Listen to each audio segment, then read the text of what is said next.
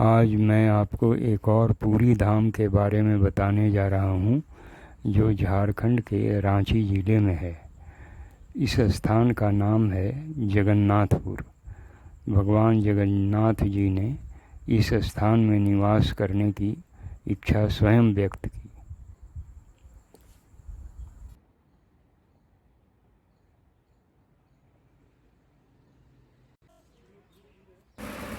ये जो सीढ़ियाँ सामने दिख रही हैं, इन्हें धीरे धीरे करके प्रभु का स्मरण करते हुए चढ़ने पर अपार पुण्य की प्राप्ति होती है।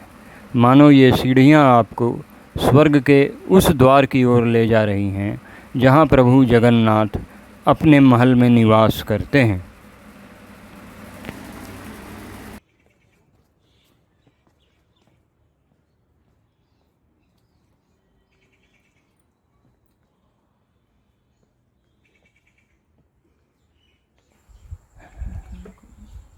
है ना ये आश्चर्य की बात?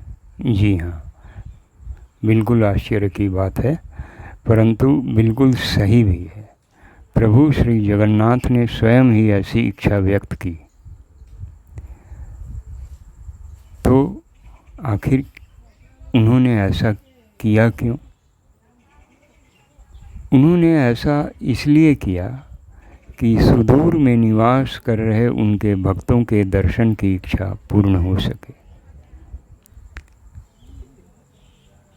और इसके लिए उन्होंने अपने भक्त प्रतापी धार्मिक राजा ठाकुर ऐनीनाथ शाहदेव का चयन किया। ठाकुर ऐनीनाथ शाहदेव के एक सहचर संगी साथी थे जिनका संबंध उरांव जनजाति से है। ये श्री ऐनीनाथ के समान ही धार्मिक व्यक्ति थे।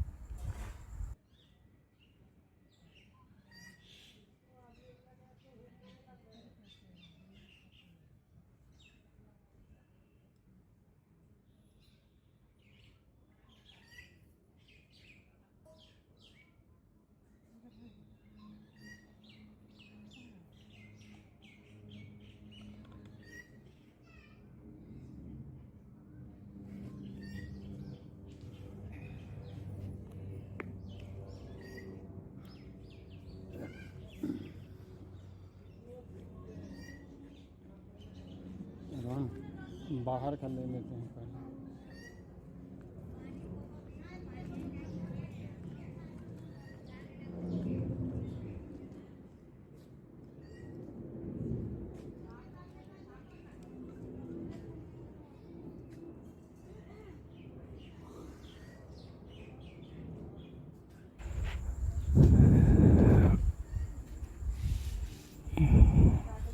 कुछ समय पहले तक लोग तीर्थाटन में पैदल जाना ही श्रेयस्कर समझते थे, और यहाँ से जगन्नाथपुर धाम पुरी की यात्रा करना निश्चित रूप से ही बहुत समय लेने वाला और कष्ट साध्य होता था। और उससे भी बड़ी बात यह है कि देश के अन्य विभिन्न प्रदेशों से आने वाले लोग, खासकर बिहार और उससे ऊपर के उत्तर भारत के जितने भी तीर्थयात्री होते थे, झारखंड क्षेत्र होकर ही उन्हें पूरी मार्ग पकड़कर वे उड़ीसा में स्थित जगन्नाथपुर पहुंचते थे। तो इसी क्रम में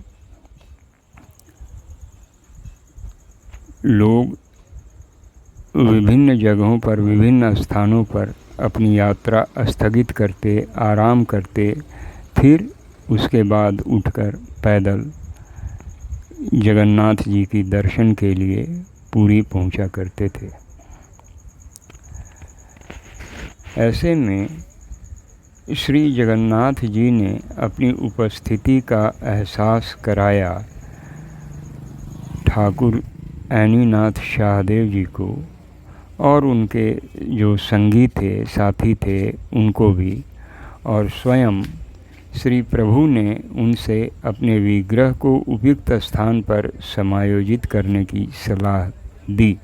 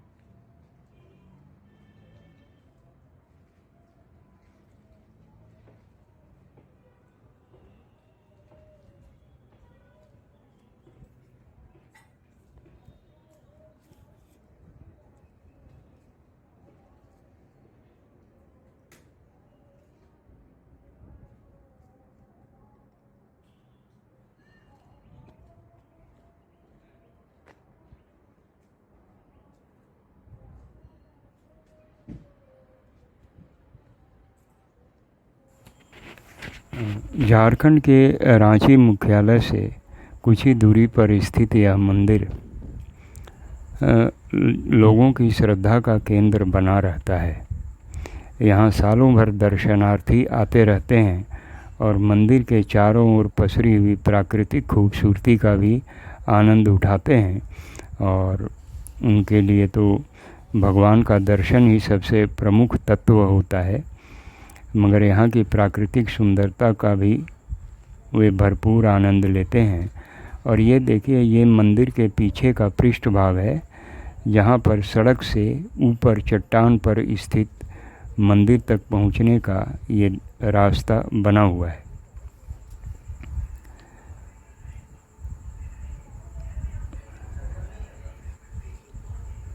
इस मंदिर परिसर में अनेकों छोटे छोटे मंदिर हैं।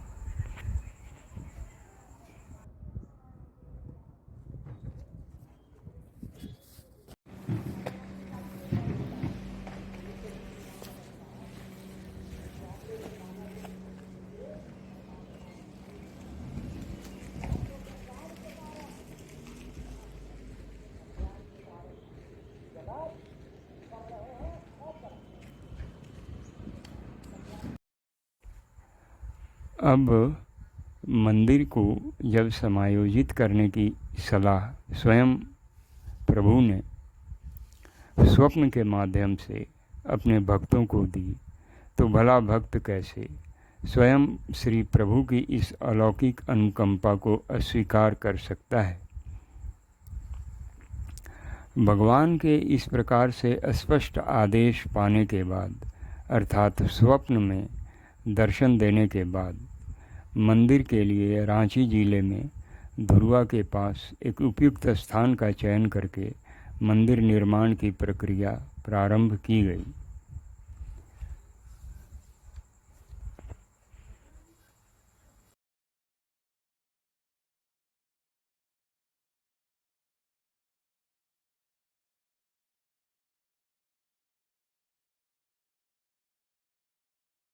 सीढ़ियों से चढ़कर मंदिर के प्रमुख द्वार से गुजरने के समय में ही बाईं ओर स्थित श्री विश्वनाथ महादेव जी के दर्शन होते हैं।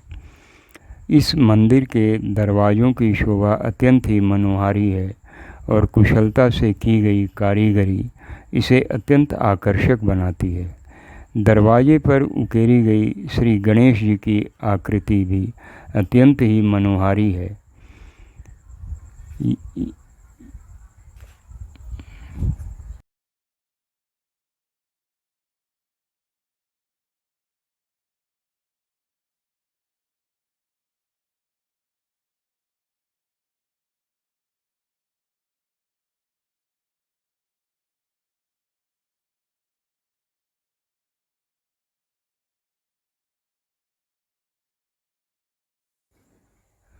शास्त्रीय परंपराओं के अनुसार सबसे पहले भगवान श्री गणेश की पूजा की जाती है, इसलिए दरवाजे के ऊपर सबसे ऊपर भगवान श्री गणेश की उकेरी हुई आकृति आगंतुकों का मन मोह लेती है और दरवाजे पर इतनी सुंदर कलाकृति को देखकर दर्शक स्तब्ध भी हो जाते हैं। दरवाजे में भगवान सूर्य की उकेरी गई प्रतिबिंब और इसकी नक्काशी देखते ही बनती है।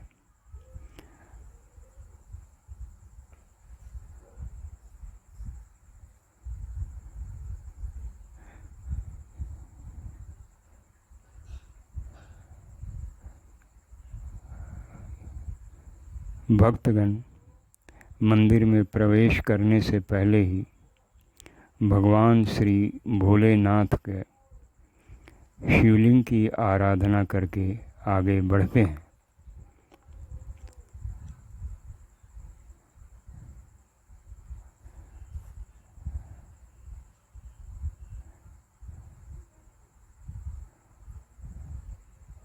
और ये मंदिर के अंदर का दृश्य अभी आपने मंदिर के अंदर विराजमान श्री विश्वनाथ महादेव को शिवलिंग के रूप में देखा। इसके बाद हम लोग मंदिर के अंदर प्रवेश करते हैं। ये दरवाजे पर उकेरी हुई भगवान श्री गणेश की प्रतिमा, ये भगवान कृष्ण और राधा रानी की मूर्ति दरवाजे पर उकेरी गई है।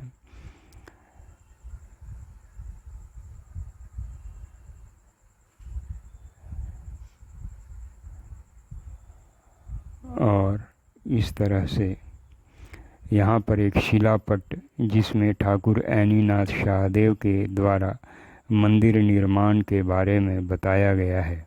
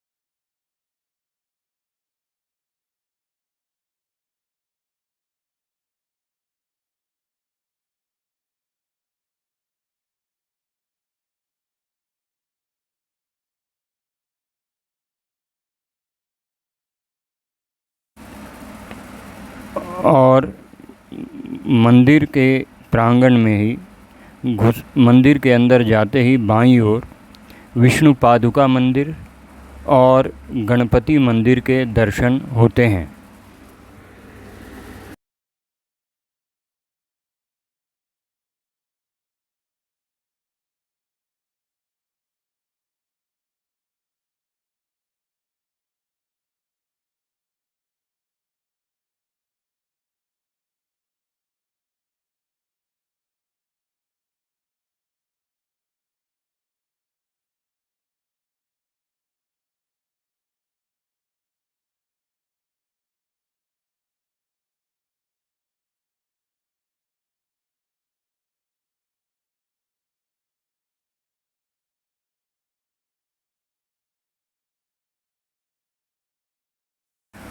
इस स्थान पर भक्तगण विभिन्न सामाजिक संस्कार, धार्मिक संस्कारों की क्रिया करते हैं, जैसे मुंडन, उपनयन संस्कार।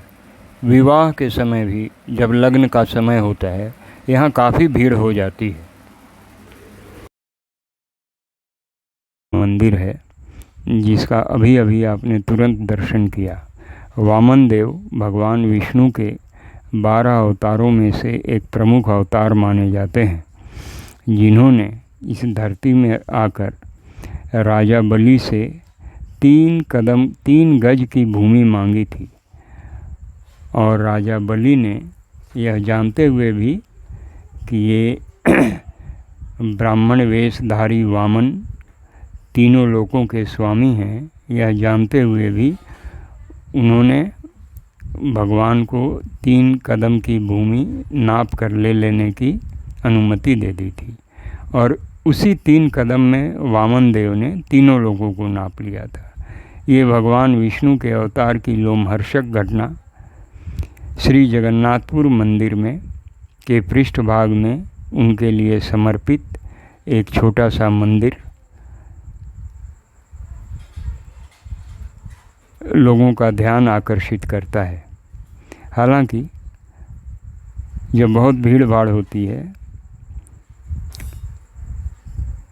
तो भी और अन्य सामान्य दिनों में भी ये मंदिर के पृष्ठभाग में होने के कारण जैसा देखा गया है, ये बहुत से लोगों को इनकी जानकारी नहीं भी रहती है।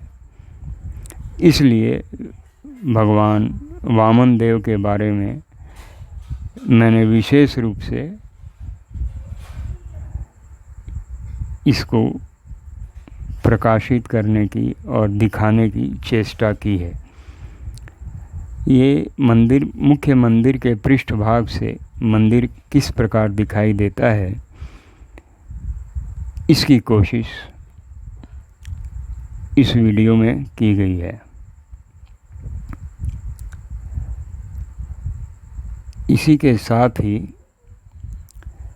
यहाँ पर भगवान नृसिंह देव का भी मंदिर है।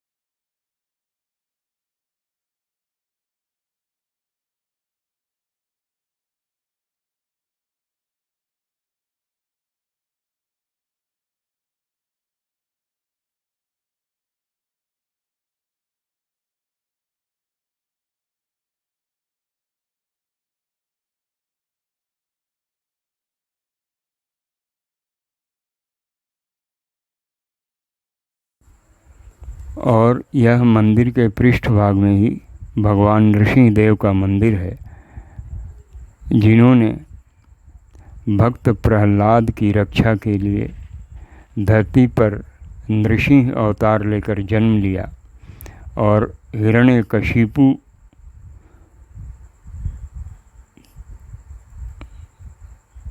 से भक्त प्रहलाद की रक्षा की। हिरण्यकशिपु प्रहलाद के पिता थे, मगर वो विष्णु विरोधी होने के कारण अपने बेटे भक्त प्रहलाद को बिल्कुल ही पसंद नहीं करते थे। प्रहलाद को उन्होंने चुनौती दी कि अगर इस खंभे में भी क्या तुम्हारा भगवान रहता है। प्रहलाद के दृढ़ विश्वास को देखकर उन्होंने प्रहलाद को उस खंभे पर ही पटक कर मारने की कोशिश की और उस खंभे से ही नृसिंह भगवान का उदय हुआ। नृसिंह अवतार भगवान विष्णु के अत्यंत प्रमुख अवतारों में से एक है, इसलिए यथासंभव इस जगन्नाथपुर मंदिर के अंदर भगवान नृसिंह को भी स्थान देने की कोशिश की गई है।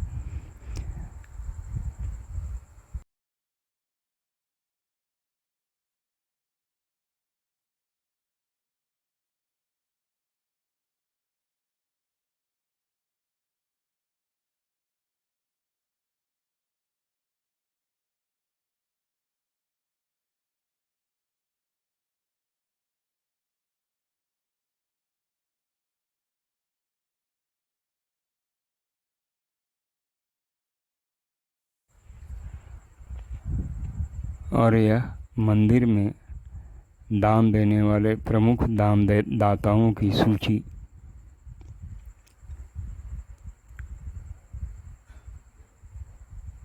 और मंदिर के अंदर मुख्य मंदिर से लगे हुए अन्य छोटे छोटे मंदिर के अंदर ही बहुत सारे छोटे छोटे मंदिर हैं।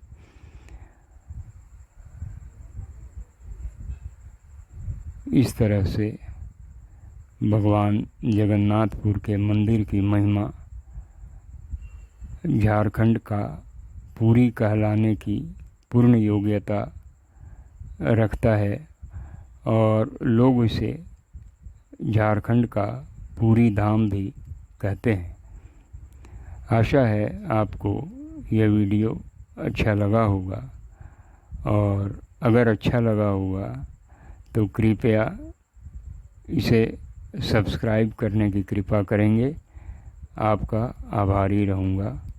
जय जगन्नाथ, जय महावीर स्वामी।